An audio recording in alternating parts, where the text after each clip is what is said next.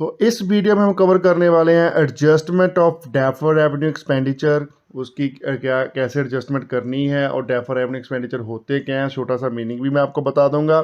Reserve क्या होते हैं, कम्युनिटी प्रॉफिट क्या होता है या लॉसेज, उनका मीनिंग और उनके एडजस्टमेंट्स, उनका अकाउंटिंग ट्रीटमेंट मैं आपको समझा दूंगा with the help of illustration.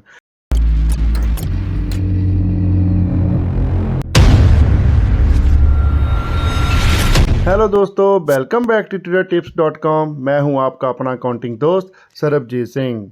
आज हम करने वाले हैं अपने admission of a partner chapter का कंटिन्यू, जिसका नेक्स्ट टॉपिक हम करेंगे adjustment of deferred revenue expenditure, reserve and accumulated profit और लॉसेज।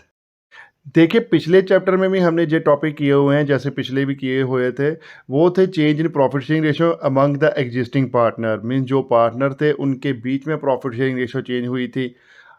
ठीक है, अब इसमें क्या है, इसमें एक नया पार्टनर आ रहा है और कुछ पुराने पार्टनर्स होंगे, उस उनके बीच में ये सारी कुछ डिस्ट्रीब्यूशन करेंगे। तो सबसे पहले समझते हैं, चलिए, deferred revenue expenditure. Deferred revenue expenditure होते क्या है, पहले ये देख लेते हैं हम। अब जैसे नाम से ये क्लियर हो रहा है, रेवेन्यू एक्सपेंडिचर, जो रेवेन्यू एक्सपेंडिचर होता है, लेकिन उसको हम एक पीरियड में राइट ऑफ नहीं कर सकते। मींस पूरे का पूरा अमाउंट हम एक ही अकाउंटिंग पीरियड में P&L को नहीं डाल सकते। उसे हम बैलेंस शीट में रख के नेक्स्ट ईयर में उसको क्लेम करेंगे, क्योंकि ये वो एक्सपेंडिचर होते हैं जो अपकमिंग ईयर्स में भी हमें बेनिफिट्स देने वाले हैं।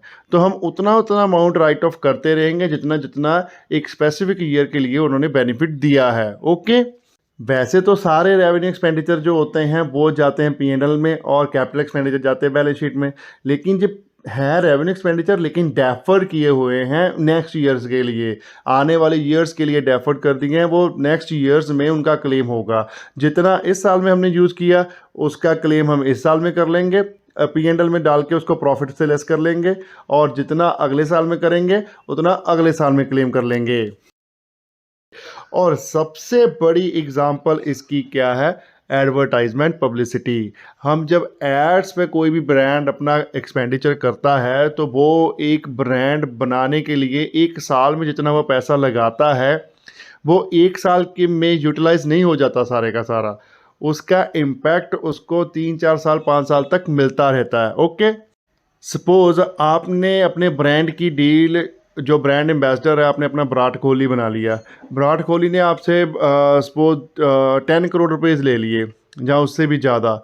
तो आप क्या करोगे, उससे जो ऐड प्रिपेयर करवाओगे, आप देखते भी हो टीवी पे, अगर विराट कोहली ने ऐड बनाई है वो एक साल नहीं चलती। किसी भी ब्रांड में वो ब्रांड एम्बेसडर बन के उसकी ऐड बना रहा है तो वो एक साल नहीं चलेगी टीवी पर, वो चलेगी 5 साल 10 साल, वो सेम ही चलती रहती है जितना उनका कॉन्ट्रैक्ट होता है लंबा। लेकिन जो उसकी पेमेंट है वो ऐसे थोड़ी ना है कि विराट कोहली को हमने किस्तों में करनी है एक एक साल की। विराट कोहली तो पूरा पैसा एक साथ ही ले जाएगा, और एड एजेंसी भी पूरा पैसा एक साथ ले जाएगी उसको बनाने के लिए। जो भी उसका वीडियो बना, जो भी उसका कॉन्सेप्ट राइटर था या कुछ भी था, सारा कुछ, तो वो सारा कुछ बनाने का खर्चा तो हो गया। तो सबसे बड़ी एग्जांपल जो डेफर्ड रेवेन्यू एक्सपेंडिचर की है वो यही है, एडवर्टाइजमेंट। तो एडवर्टाइजमेंट सस्पेंस अकाउंट उसका एक क्रिएट होता है जो बैलेंस शीट में हम शो करते हैं। अब जब न्यू पार्टनर आएगा तो पार्टनरशिप रिकंस्ट्रक्ट होगी। तो ऐसे जो खर्चे हैं जो पहले हुए हैं लेकिन बैलेंस शीट में बोल रहे हैं, उन सभी खर्चों को हम क्या करेंगे, ओल्ड पार्टनर को डिस्ट्रीब्यूट कर देंगे उनकी कैपिटल में। एक इनडायरेक्टली हम क्या कर देंगे, वो कैपिटल इन्वेस्टमेंट दिखा देंगे। बिजनेस की ब्रांड वैल्यू बनाने की उन्होंने इतनी कैपिटल लगा दी है। ओके, तो इसका अकाउंटिंग ट्रीटमेंट क्या हो जाएगा, same way, old partners capital account debit to deferred revenue expenditure account, distribute करना है in old profit sharing ratio. ये रेशो की ही कन्फ्यूज़न रहती है, क्योंकि जो change in profit sharing ratio हमने किया चैप्टर, उसमें सैक्रिफाइसिंग रेशो में डिस्ट्रीब्यूट करना होता था। इस चैप्टर में हम सारा कुछ जो भी पुराना बैलेंस शीट में पड़ा है पुराने पार्टनर्स को देना है, तो वो पुरानी रेशो में ही देना है। ओके, ये ध्यान में रखने वाली बहुत बात है। चलिए, अब हम डेफर्ड रेवेन्यू एक्सपेंडिचर की एडजस्टमेंट की एक एग्जांपल कर लेते हैं। देखिए, हमें दी हुई है, Samay and Sanjay are partner sharing profit equally. Samar is admitted as a partner on the date advertisement suspense account is 2 lakh exists in the books of account, it will be written off by passing the following entry. हमारे पास simple adjustment suspense account दिया हुआ है 2 लाख का, उसको हमने distribute करना है among the old partner. ये एसेट साइड दिया हुआ है, डेबिट बैलेंस होता है हमारा। कोई भी डेबिट बैलेंस अगर आपने ख़त्म करना है तो उसको क्रेडिट करके ही ख़त्म करना हो सकता है, ठीक है। तो 2 बंदे कैपिटल है हमारे पास, समय की और संजय की। तो लिखिए Samay capital account debit, Sanjay capital account debit to advertisement suspense account, ठीक है।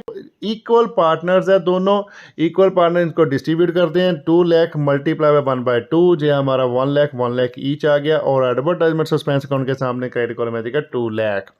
इसकी नरेशन आ जाएगी being the amount of advertisement suspense account return of on summers admission in old profit sharing ratio among old partners.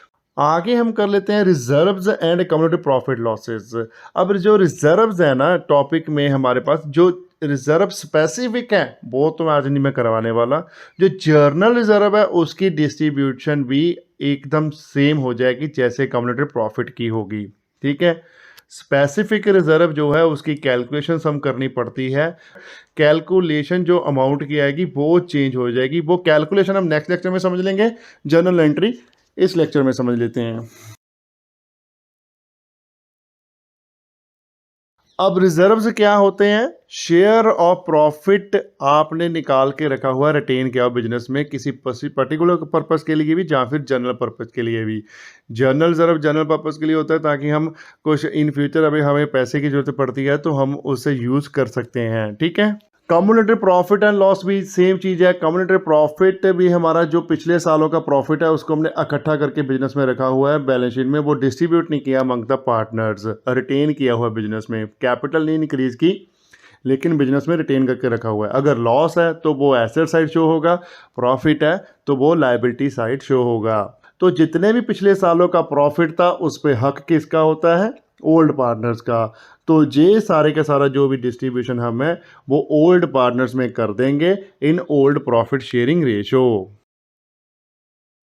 उसके लिए हमारे पास simple से एक journal entry बनानी पड़ेगी। मैं आपको जर्नल एंट्री बता देता हूं। सबसे पहले लिखिए profit and loss account debit. अगर आपके पास लायबिलिटी साइड बैलेंस है मीन्स क्रेडिट बैलेंस है जिसको हम बोलते हैं प्रॉफिट।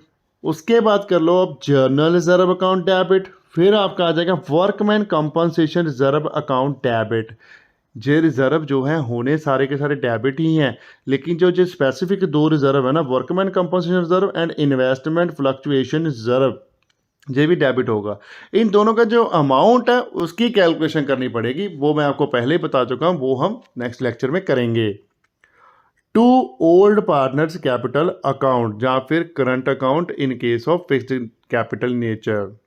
एडजस्टमेंट आपकी यही आएगी, प्रॉफिट एंड लॉस अकाउंट का जो बैलेंस है सीधा सीधा अमाउंट आ जाएगा, जर्नल रिजर्व का भी सीधा सीधा अमाउंट आ जाएगा जो आपको बैलेंस शीट में दिया हुआ है।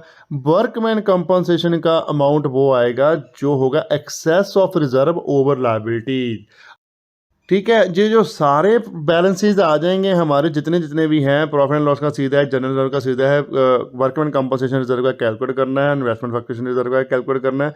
जो भी है उन सब का टोटल लगा के आप डिस्ट्रीब्यूट कर दोगे among the old partners in old profit sharing ratio.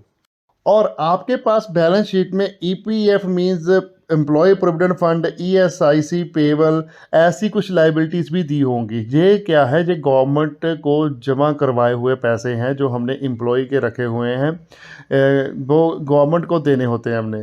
तो ये इस पे हक ओनली एंड ओनली एम्प्लॉयज़ का होता है, तो इनको आप एम्प्लॉयज़ को ही दोगे, जे पार्टनर्स के बीच में डिस्ट्रीब्यूट नहीं होंगे। ओके, ऐसा कुछ भी फंड आता है तो बैलेंस शीट में ऐसे कैसे रहेगा। एक पॉइंट और बता देता हूं, अगर आपको कुछ भी एडजस्टमेंट नहीं दी लेकिन आपको जर्नल रिजर्व दिया हुआ है, कम्युलेटेड लॉस भी दिया हुआ है बुक्स में, आपको बोला नहीं है कि इसकी एडजस्टमेंट करो, आपने तब भी एडजस्टमेंट करनी है। एट द टाइम जब न्यू पार्टनर एंटर होता है तो बैलेंस शीट में जो ऐसी चीज़ें हैं जो ओल्ड पार्टनर से रिलेटेड है, चाहे वो लॉस हो चाहे वो प्रॉफिट हो, वो सारे का सारा हम देंगे ओल्ड पार्टनर्स को पहले ही। ओके, चलिए अब जर्नल रिजर्व और कम्युलेटिव प्रॉफिट एंड लॉस की एक इलस्ट्रेशन कर लेते हैं, जिससे आपको टॉपिक और अच्छे से समझ लग जाएगा। टी.एस. गरेवाल की बुक में से इलस्ट्रेशन करवाने लगा हूँ मैं। A and B are the partner in the firm sharing profit and loss in the ratio of 5:3. C was admitted for 1/3 share in the profit. On the date of C's admission, the balance sheet of A and B showed a journal reserve of 60,000 and balance of 20,000 the profit and loss account on the asset side of the balance sheet.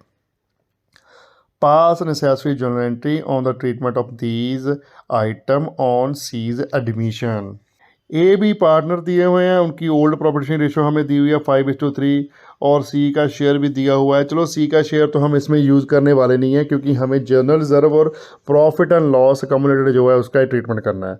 Journal reserve हमारा क्या है, liability side होगा, तो जे तो हमारा distribute हो जाएगा among the old partners capital account. Same ही जो प्रॉफिट एंड लॉस है वो है एसेट साइड। एसेट साइड है मीन्स वो लॉस है, इससे क्या होगा, कैपिटल कम होगी, तो जे भी हम डिस्ट्रीब्यूट करेंगे among the old partners capital account. लेकिन दोनों की जो जनरल एंट्री है वो अलग अलग डालनी पड़ेगी, क्योंकि दोनों में डिफरेंस है, एक लाइबिलिटी साइड की आइटम है, एक एसेट साइड की आइटम है। ओके, तो पहले हम जनरल रिजर्व की एंट्री डाल लेते हैं। देखिए सोल्यूशन, तो जर्नल रिजर्व हमारा क्रेडिट होता है, balance always say liability side है, तो उसको हम डेबिट करके उसका अकाउंट ख़त्म करेंगे और डिस्ट्रीब्यूट कर देंगे अमंग द ओल्ड पार्टनर्स। तो लिखिए journal reserve account debit to A is capital account to B is capital account. अब जितना भी है 60,000 है उसको मल्टीप्लाई करना है 5/8, क्योंकि आपकी जो ओल्ड प्रॉफिट शेयर रेशो है 5:3, तो 5/8 किया तो ए का शेयर निकल जाएगा आपके पास 37,500। सेम वे वी का कैलकुलेट कर लेते हैं हम, वो निकलेंगे 22,500। जनरल रिजर्व हमारा 60,000 है ही। ओके, छोटी सी नरेशन लिख देते हैं, being the general reserve divided between the old partner in old profit sharing ratio that is 5:3। अब प्रॉफिट एंड लॉस हमें एसेट साइड दिया हुआ है, तो वो हमारा क्या है, डेबिट बैलेंस है। एसेट्स जो भी होते हैं उनके बैलेंस डेबिट होते हैं, तो डेबिट को हम क्रेडिट करेंगे तभी वो ख़त्म होगा, तो पार्टनर्स कैपिटल अकाउंट को हम कर देंगे डेबिट। तो A is capital account debit, B is capital account debit to profit and loss account, क्योंकि जे हमारा डेबिट बैलेंस है इसको हमने क्रेडिट कर दिया, तो जे हमारा नील हो गया। अब इसको भी हम डिस्ट्रीब्यूट करेंगे among old partner in old profit share ratio, तो कर लीजिए 20,000 मल्टीप्लाई बाय 5 डिवाइडेड बाय 8, जे निकल आ गया 12,500। सेम ही वे वी का कैलकुलेट कर लेते हैं, वो आ गया 7,500 और प्रॉफिट एंड लॉस अकाउंट के सामने क्रेडिट कॉलम में आ जाएगा 20,000 और नरेशन आ जाएगी इसकी भी, being the cumulative losses distributed between the old partner in old profit sharing ratio that is 5:3।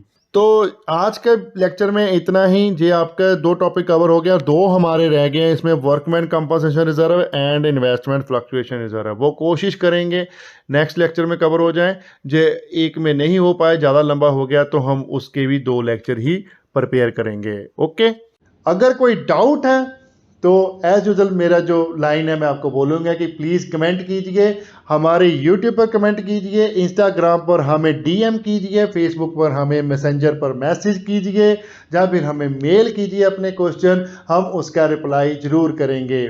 ठीक है, वीडियो को लाइक करना मत भूलिएगा, कमेंट कीजिए और शेयर करें अपने फ्रेंड्स और रिलेटिव के साथ जितना ज़्यादा हो सकता है। चैनल को सब्सक्राइब करना मत भूलिएगा, बेल आइकन को प्रेस करें ताकि आपको लेटेस्ट वीडियो की नोटिफिकेशन मिल सके।